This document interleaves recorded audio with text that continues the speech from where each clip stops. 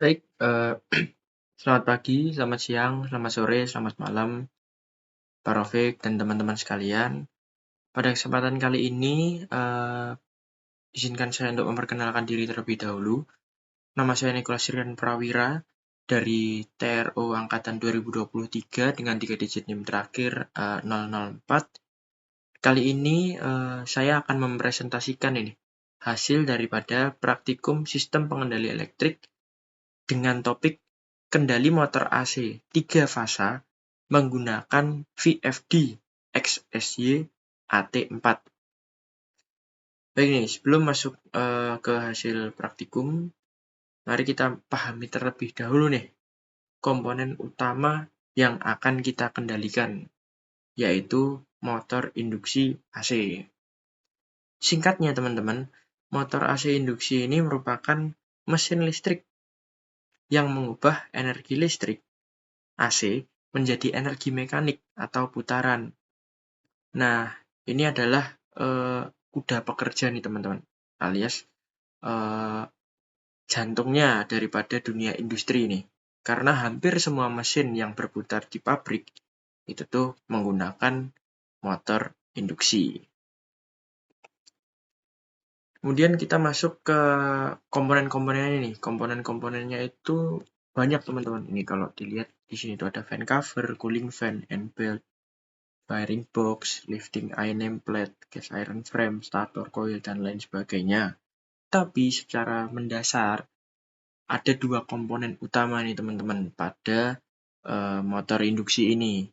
Yang pertama adalah stator, di mana stator ini merupakan bagian yang diam, yang biasanya itu berisi kumparan-kumparan.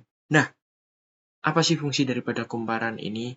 Nah, kumparan ini nantinya akan dialiri oleh arus listrik dari sumber AC.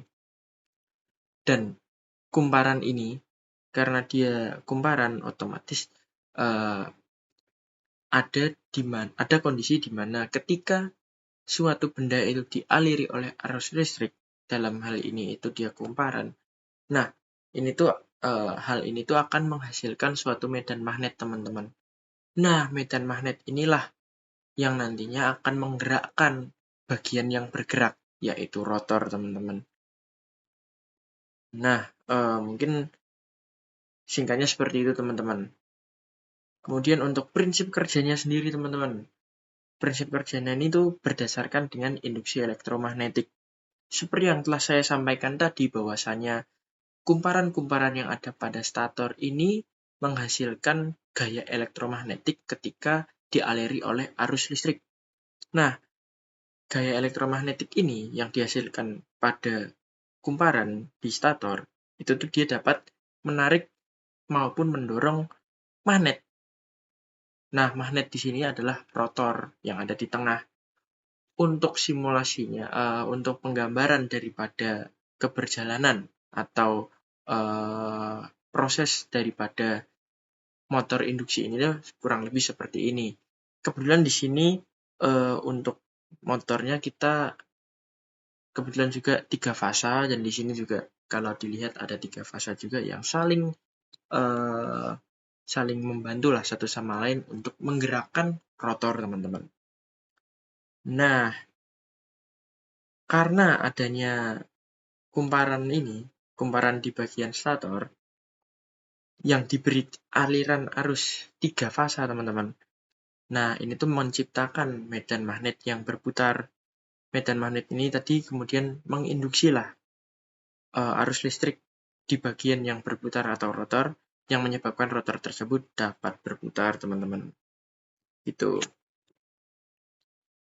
Nah, meskipun nih teman-teman, motor ini tuh cukup andal lah, bisa dikatakan cukup andal karena juga dia reliable, terus kemudian konsepnya pun simple, bisa dibuktikan dengan banyaknya perusahaan yang menggunakan motor induksi sebagai komponen untuk membantu proses produksi. Nah, pasti ada tantangannya dong. Nah, yang pertama tuh, misal saat pertama kali dinyalakan atau kondisi start, motor induksi ini tuh menarik arus yang sangat tinggi. bisa 5-8 kali lipat daripada arus normalnya. Hal ini bisa menyebabkan tegangan di jaringan listrik ini anjlok atau ngejepret. Kemudian yang kedua adalah motor ini pada dasarnya adalah motor dengan kecepatan konstan, di mana kecepatannya ini tuh ditentukan saja oleh frekuensi sumber listrik. Jadi kalau di Indonesia itu sekitar 50 Hz. Nah, 50 Hz ini tuh menentukan kecepatan daripada motor induksi, serta jumlah kutub atau pol pada motor sesuai dengan rumus NS sama dengan 120 dikali F dibagi P. Jadi nih, kalau misal kita colok motor induksi ini langsung kepada PLN, ya kecepatannya itu cuma segitu-segitu saja. Tidak bisa diatur karena frekuensinya pun juga tetap 50 Hz.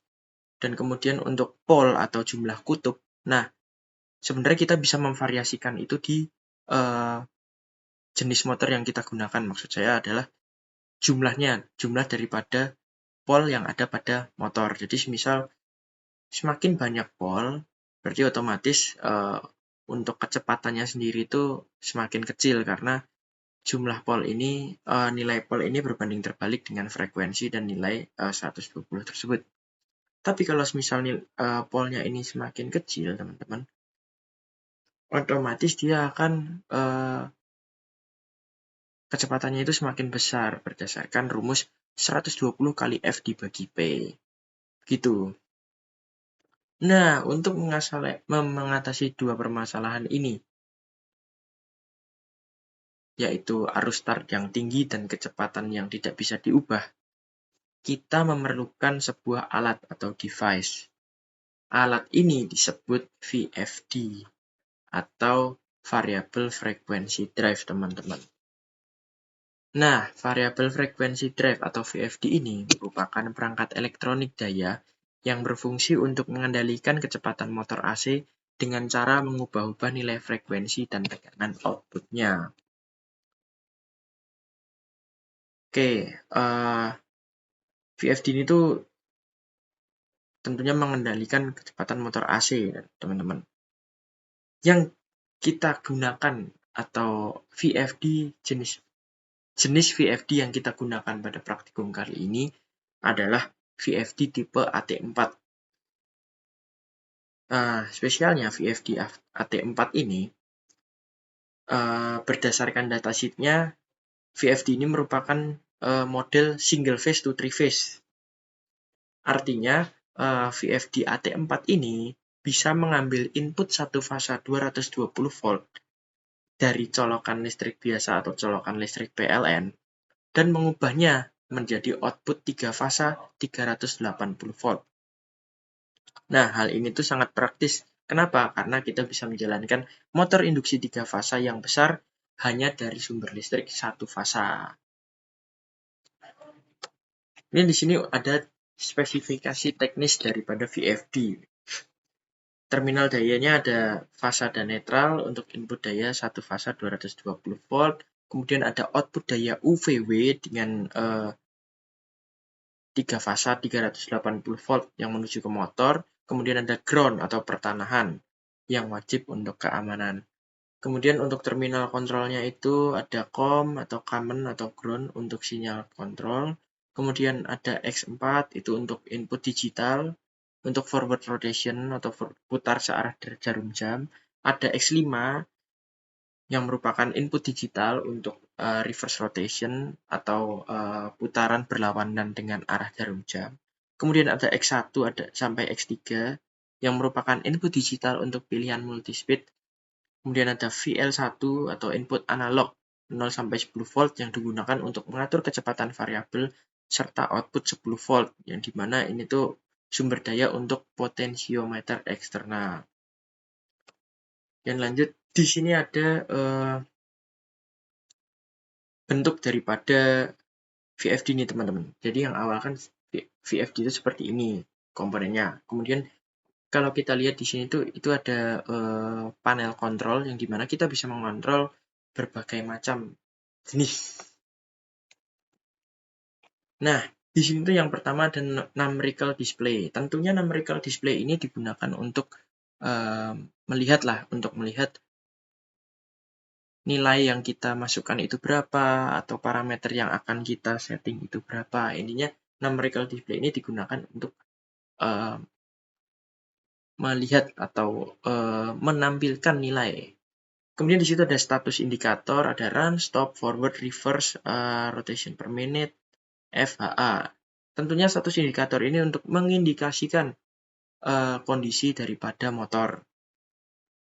Terus di situ ada shift key atau ini nanti akan saya jelaskan nanti. Kemudian di sini ada mungkin yang pertama kali ada run dan stop ya di kanan. Run dan stop ini digunakan untuk menjalankan maupun mematikan motor. Kemudian di atas start itu ada speed adjustment knob. Nah, ini tuh ibarat potensiometer, teman-teman. Nah, sama seperti namanya speed adjustment knob, knob ini tuh digunakan untuk mengatur kecepatan, teman-teman. Jadi ketika diputar semakin ke kanan, maka kecepatan motor itu akan semakin cepat. Nah, kemudian di sini ada reversing switch. Reversing switch ini digunakan untuk memutar arah motor, mau forward atau reverse, yang nantinya akan kondisinya itu akan ditunjukkan oleh dua indikator ini, forward atau reverse. Nanti kemarin saya dan kelompok saya sudah melakukan praktikum untuk mengetahui kondisinya atau mengetahui efek daripada ketika kita menekan button forward dan reverse ini. Kemudian di situ ada numerical modification key. Nah, numerical modification key ini tuh ada hubungannya dengan enter or exit programming, function data save, maupun shift key. Nah, jadi yang pertama itu numerical modification key ini tuh digunakan untuk menambahkan atau mengurangi nilai variabel yang akan kita variasi atau kita ubah nilainya. Misal kondisinya tuh pertamanya nih, kita menyalakan sistem, kemudian kita masuk ke proc atau ke enter or exit programming. Kita klik proc, terus kemudian di situ akan muncul di numerical display itu akan muncul di bagian paling kiri itu akan muncul P, di mana P ini tuh kayak semacam konfigurasi atau parameter. Nah, parameter ini ada nilainya banyak lah. Nah, nilainya parameter ini kita bisa mengubahnya di numerical modification key. Panah ke atas untuk menambah, panah ke bawah untuk mengurangi. Nah, misal nih kita mau memodifikasi dari P1 ke P20. Nggak mungkin dong kita mencet satu-satu nih, dari 1, 2, 3, 4, 5, 6, 7, 8, sampai 20. Kelamaan, teman-teman. Jadi di sini ada shortcut-nya, yaitu shift key, di mana shift key ini, misal nih, kan parameter misal 01 nih, 01. Mau kita ubah ke 20. Nah, ketika kita pencet shift key, dari yang awalnya itu adalah satuan, konfigurasinya itu atau modifikasinya itu berpindah ke puluhan. Jadi, semisal setelah kita shift key, kita pencet numerical modification key, nanti nilai dia itu nilai puluhan dia akan berubah sesuai dengan numerical modification key yang kita pencet. Bertambah ketika kita mencet yang tombol panah ke atas, berkurang ketika kita pencet tombol ke bawah, begitu teman-teman. Terus, kemudian ketika sudah, nanti kita langsung masuk ke function atau data atau save. Nah, misal nih kita udah ke P20, kita akan mengatur variabel yang ada di P20. Setelah sampai P20, kita nanti akan masuk ke function atau data atau save, kita pencet di situ. Kemudian kita akan mengubah variabelnya sesuai dengan nilai parameter yang kita inginkan, teman-teman. Gitu. Terus kemudian ketika misal nih kita bisa mengubah sih sesuai dengan apa yang parameter inginkan atau yang sesuai dengan modul. Nah, ketika setelah diubah nih, kan tadi kita pencet function data save, terus kemudian kita mengubah nilai variabelnya tuh. Ketika sudah diubah sesuai dengan keinginan kita langsung pencet ke proc lagi atau ke exit programming. Otomatis nanti program itu akan berlanjut lagi. Program itu akan atau konfigurasi itu tadi yang awal itu akan ke save, dan kemudian kita bisa langsung merun program tersebut. Tapi kalau semisal parameternya itu masih banyak yang akan divariasi, misal tadi P20, terus yang diminta adalah P34, kemudian P42, dan seterusnya, kita ikuti langkah dari awal lagi. Jadi misal, proc, jadi dari awal tuh gini, kita pencet proc, terus habis itu kita tentuin dulu, kita klik numerical modification key untuk masuk ke P kesekian yang kita inginkan. Setelah kita sampai ke P yang kesekian yang kita inginkan untuk modifikasi parameter, kita klik function data atau save. Ketika kita klik, terus kemudian itu muncul dong variabel daripada parameter tersebut. Kemudian kita ubah lagi tuh variabelnya menggunakan numerical modification key. Bisa kita tambah atau bisa kurangin. Dengan bantuan shift key tentunya, supaya tidak terlalu lama.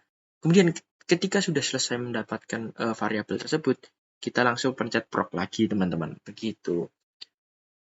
Mungkin untuk pengoperasian lah panel kontrolnya itu seperti itu, teman-teman. Terus kemudian dalam praktikum kali ini tentunya ada beberapa parameter yang kita gunakan, teman-teman. Parameternya adalah seperti ini, teman-teman. Sudah saya tampilkan pada grafik, di mana parameter yang pertama itu sumber frekuensi dengan kode P10.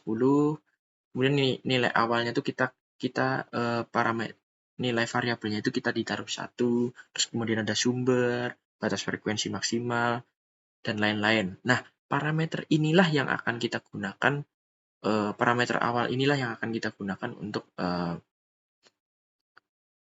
mengkonfigurasi sistem daripada motor induksi nantinya.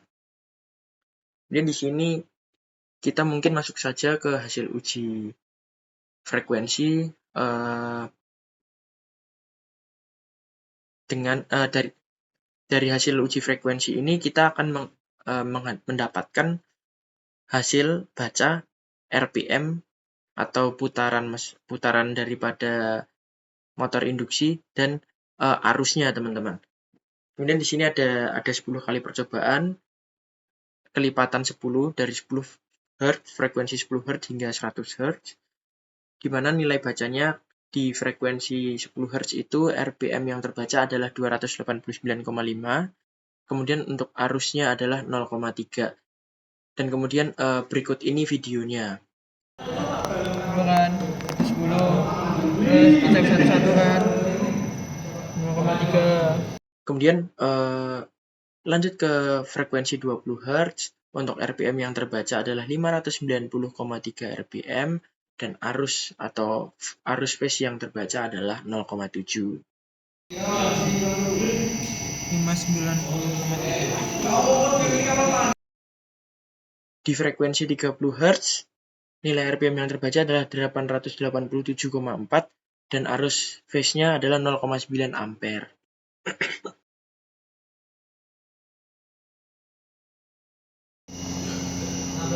Frekuensi 30. Pada frekuensi 40 Hz, nilai RPM yang terbaca adalah 1184 dan arus phase yang terbaca adalah 1,1 ampere.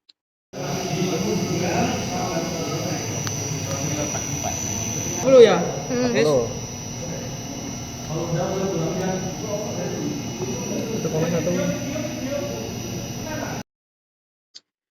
Frekuensi pada 50 Hz, nilai RPM yang terbaca adalah 1484 RPM dan arus phase-nya adalah 1,4 ampere.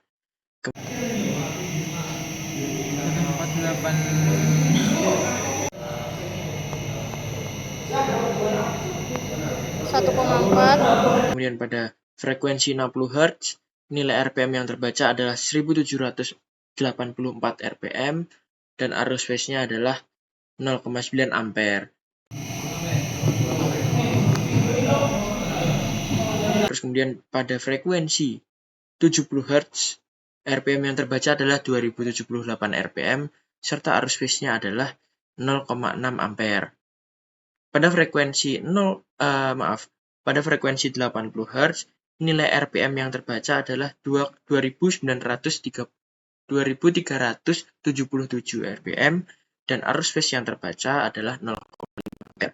279 VWD-nya nyala. Pada frekuensi 90 Hz, nilai RPM yang terbaca adalah 2669 RPM, serta arus phase-nya adalah 0,4. Kasih tumpuan. Dan akhirnya, pada frekuensi 100 Hz, nilai RPM yang terbaca adalah 3268 dan arus phase-nya adalah 0,4 teman-teman. 8. Nah, ini merupakan hasil uji hubungan antara frekuensi yang kita atur di VFD terhadap RPM motor dan arus phase yang ditarik. Seperti yang terlihat pada tabel nih teman-teman.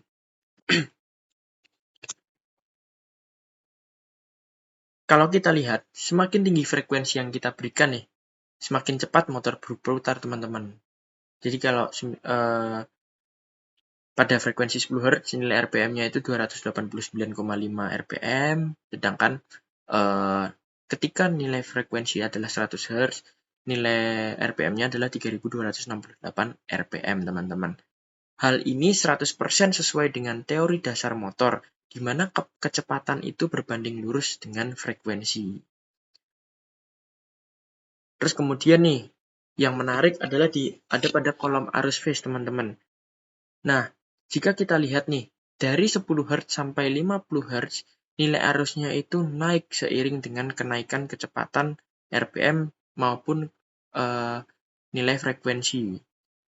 Nah, puncaknya adalah puncak nilai tertinggi arus adalah pada saat motor itu berjalan di frekuensi 50 Hz, yaitu 1,4 ampere, yang merupakan frekuensi nominalnya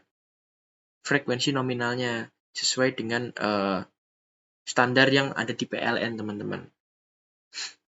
Nah, tapi apakah yang terjadi nih setelah frekuensi daripada motor ini melebihi 50 Hz, teman-teman? Jika kita lihat nih pada tabel, saat kita paksa nih motor berputar lebih cepat atau overspeed, arusnya itu justru menurun, teman-teman. Arusnya ini menurun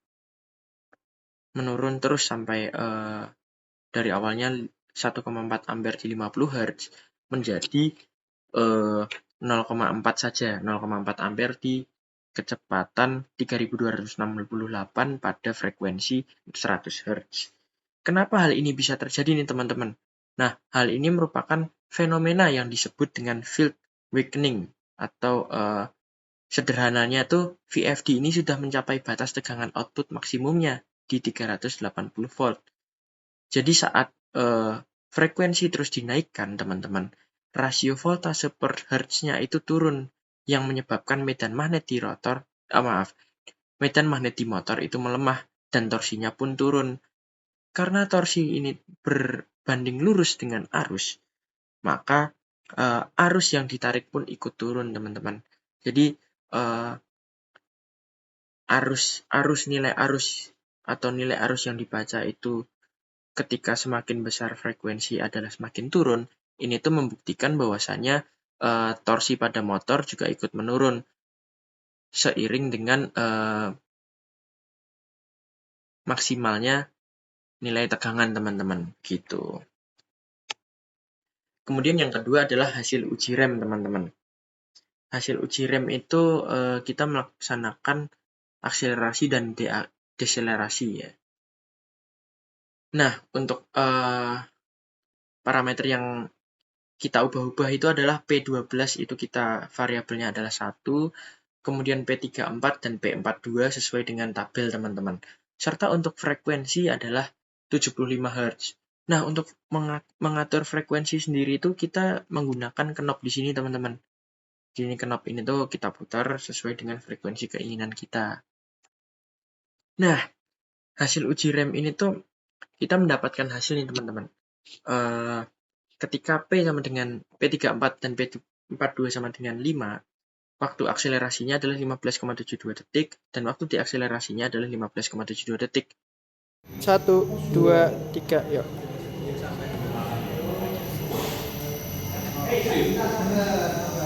Lihatin ininya ya. Posnya siap-siap.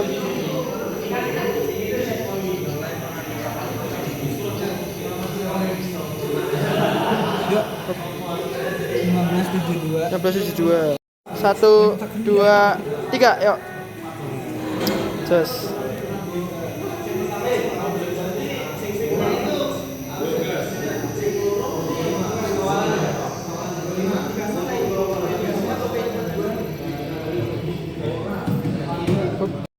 Kemudian untuk P34 dan P42 sama dengan 10. Nilai frekuensi 75, waktu akselerasinya adalah 9,35 detik dan waktu diakselerasinya adalah 7,08 detik.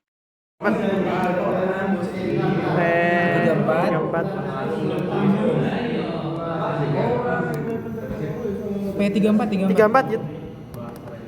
Oke, display. Nah, gimana? 34. Oke. 10. Udah. 10. 42. 10 Sip. Sing prok tuh. Oke. Sing hitung Siap. 1, 2, 3, yuk.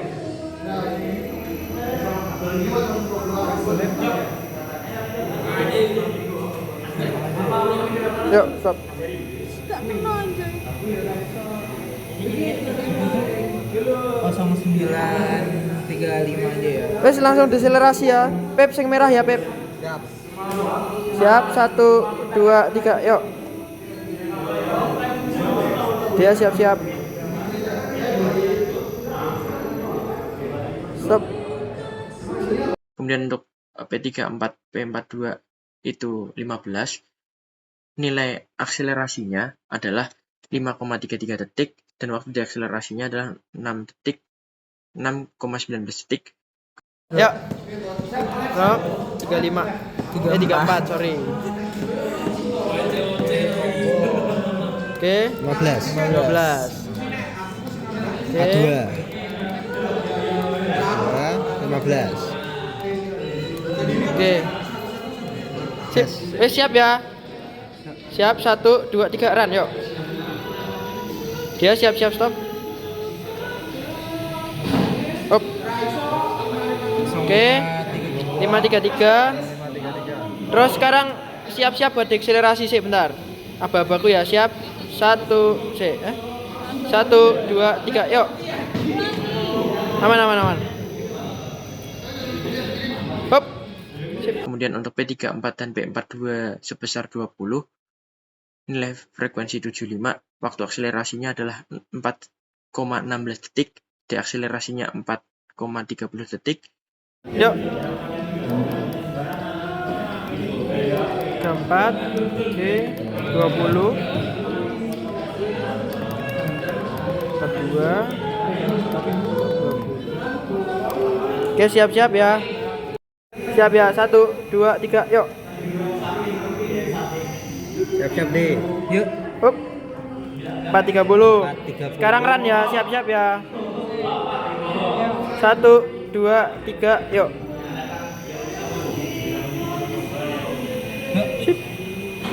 416. Dan nilai P34 serta P42-nya 25, itu tuh waktu akselerasinya adalah 3,38 detik, serta waktu diakselerasinya adalah 3,9 detik, teman-teman. Yuk. 34. Display. Oke. 25.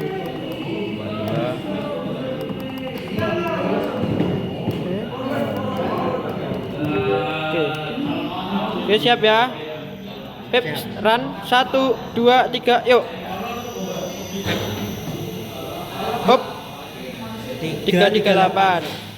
Oke, siap-siap buat stop. Sebentar. 1, 2, 3, yuk. Dia siap-siap. Stop. 309. Nah, gini teman-teman. Untuk uji rem ini kita lihat bersama bahwasanya arus phase tertingginya itu adalah 0,11 ampere teman-teman. 1, 2, 3, yuk. Forward.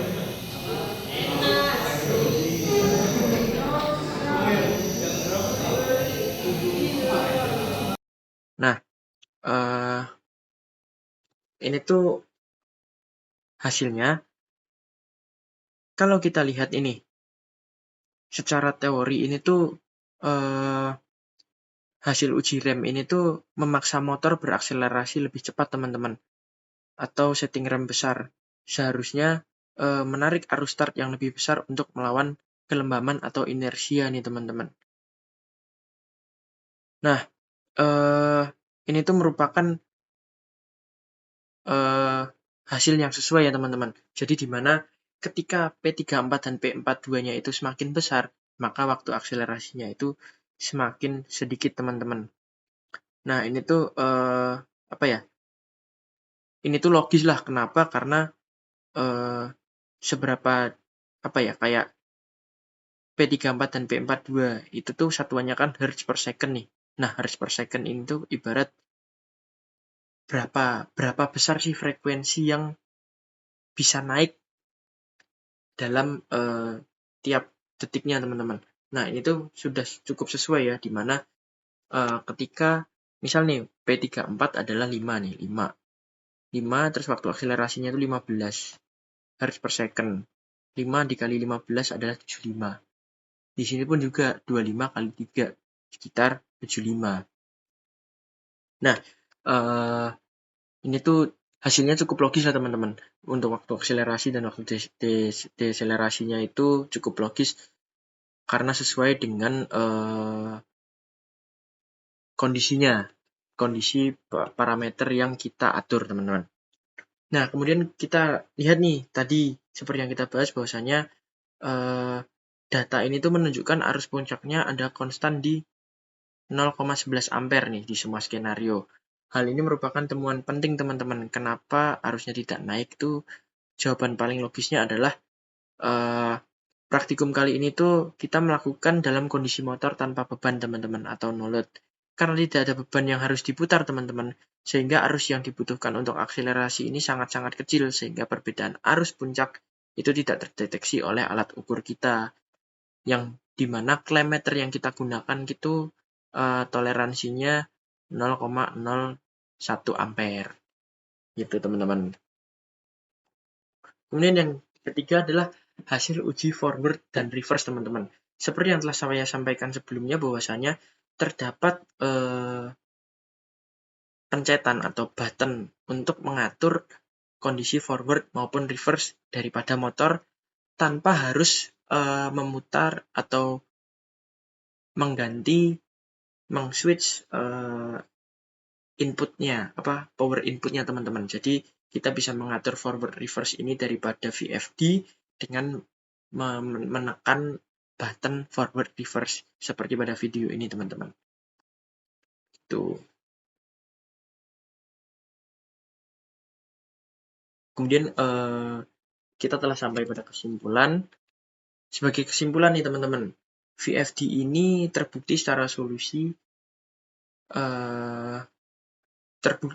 secara efektif itu sebagai solusi untuk mengatur kecepatan motor AC induksi yang hubungannya terbukti linear dengan frekuensi yang kita atur, di mana nilai RPM itu bergantung dengan nilai frekuensi teman-teman. Kemudian untuk yang kedua adalah modul VFD AT4 yang kita gunakan di lab ini sangat fleksibel karena modul ini tuh bisa mengolah input satu fasa 220 volt menjadi output 3 fasa 380 volt.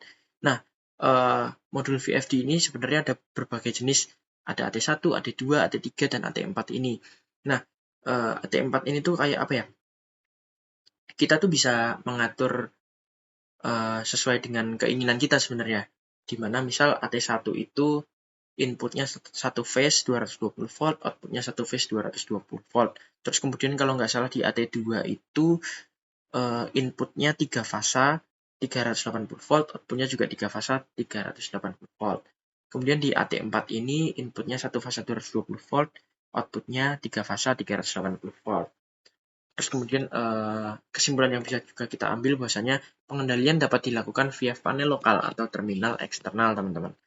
Dimana yang juga saya tampilkan sini tadi. Kemudian fitur teman-teman, fitur seperti RAM atau akselerasi atau deselerasi itu sangat penting untuk pengaturan seberapa halus motor itu start atau stop, dan pengujian kita ini menunjukkan fitur ini bekerja sesuai dengan teori, teman-teman. Misal kita mau rem atau kondisi di mana motor ini bisa start atau stop dengan cepat, kita bisa mengatur P34 dan P42-nya itu makin besar. Tapi kalau misal kita mau mengatur akselerasi dan deselerasinya itu pelan, kita bisa mengatur P34 dan P42-nya itu nilainya kecil, teman-teman. Mungkin demikian presentasi saya mengenai pengaturan motor induksi menggunakan VFD AT4 pada praktikum sistem pengendali elektrik. Sebelum mengakhiri, saya ingin mengucapkan banyak terima kasih karena telah diberi kesempatan untuk melakukan praktikum ini dan menjelaskan praktikum ini melalui video ini. Dan kemudian saya ingin mengucapkan banyak mohon maaf kalau misal saya banyak mengucapkan kata-kata yang kurang berkenan maupun banyak ribetnya, banyak penjelasan saya yang muter-muter. Harapannya kedepannya saya bisa menjalankan tugas ini dengan baik, saya bisa menjalankan dan mengerjakan tugas ini dengan baik tanpa belibet, dan juga bisa meningkatkan ilmu saya dan ilmu teman-teman saya di masa mendatang. Baik, mungkin cukup sekian. Terima kasih, sampai jumpa di kesempatan selanjutnya. Dadah.